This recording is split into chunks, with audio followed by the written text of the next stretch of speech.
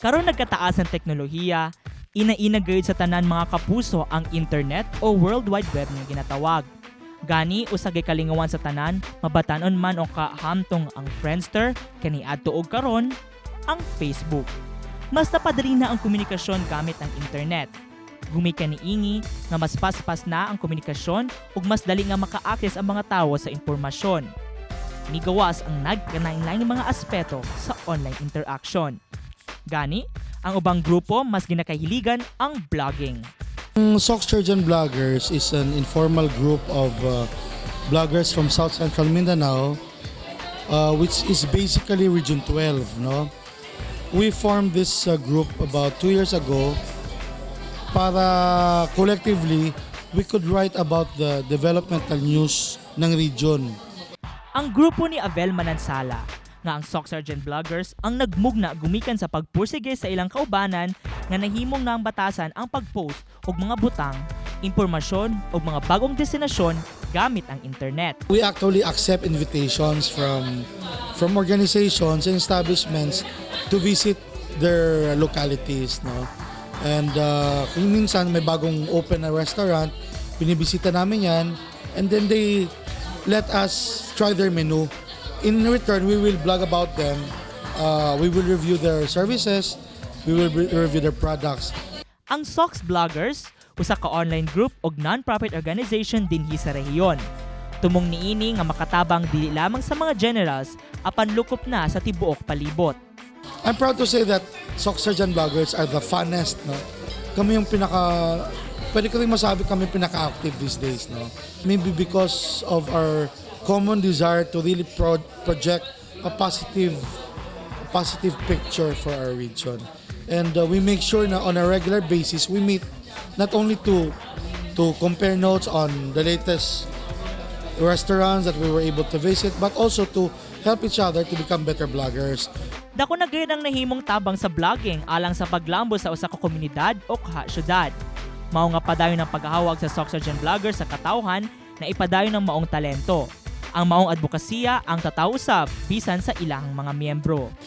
Maganda, magaling. It's encouraging us to write more about General Santos City and Sock Surgeon in particular. The primary goal of the Sock Surgeon Bloggers is to promote the beauty of Mindanao and of course South Cotabato, including Tupi. So I think that I have made my part in promoting Tupi as one of the great places to be in South Cotabato and in Mindanao as a whole. Actually, malaki ang impact ng vlogging, no? Na it promotes domestic tourism. It's an advocacy. First and foremost, yung advocacy namin dito is to promote culture of peace dito sa Mindanao. Vlogging is an alternative media. Actually, it's called social media. Nga. Global ang reach kasi ng vlogs, no? So you expect people from other places to Bisan kinsa ang mahimong moapil sa ilang grupo. Mapanegosyante man o kaha magtutuglo, estudyante o kaha government employee nga mahiligon sa pagsulat o mag-post og mga video gamit internet. Apan pasidaan lang sa Sock Surgeon Bloggers nga dili kini himuon ano lamang makaguba og reputasyon sa usa ka tawo, mahimong responsable og gamito ng maong oportunidad alang sa kayuhan sa tanan ug sa atong syudad nga masayran sa tibuok nasod o kaha sa tibuok kalibutan. Para sa special report, Michael Carbon ug kini ang issue karon.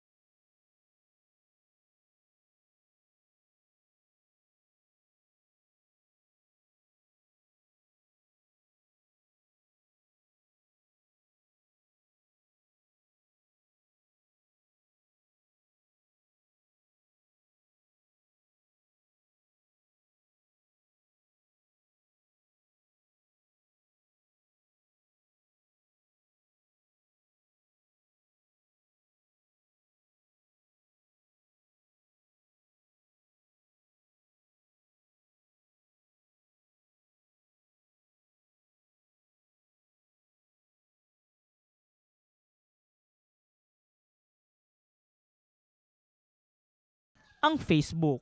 Mas napadali na ang komunikasyon gamit ang internet. Gumikan niini nga mas paspas na ang komunikasyon ug mas dali nga maka-access ang mga tawo sa impormasyon. Migawas ang nagkalain-laing mga aspeto sa online interaction. Gani, ang ubang grupo, mas gikahiligan, ang blogging. Apano sa bagayod ang blogging? Post SOT. Ang grupo ni Avel Manansala nga ang Soc Sergeant Vloggers ang namugna gumikan sa pagpursige sa ilang kaubanan nga nahimo ng batasan ang pagpost og mga butang, impormasyon o mga bagong destinasyon gamit ang internet. Post SOT. Ang SOCS Vloggers usa ka online group og non-profit organization dinhi sa rehiyon. Tumong niini nga makatabang di lamang sa mga generals apan lukop na sa tibuok palibot. Post SOT. Dako na gayud ang nahimong tabang sa vlogging alang sa paglambo sa usa ka komunidad o kaha syudad. Mao nga padayon ang pag-awhag sa Soc Sergeant Vlogger sa katawhan na ipadayon ang maong talento. Ang maong advokasya ang tataw usab bisan sa ilahang mga miyembro. Post SOT. Bisan kinsa ang mamahimong moapil sa ilang grupo, manegosyante man o ka magtutuglo, estudyante o ka government employee nga mahiligon sa pagsulat ug mag-post og mga video gamit ang internet.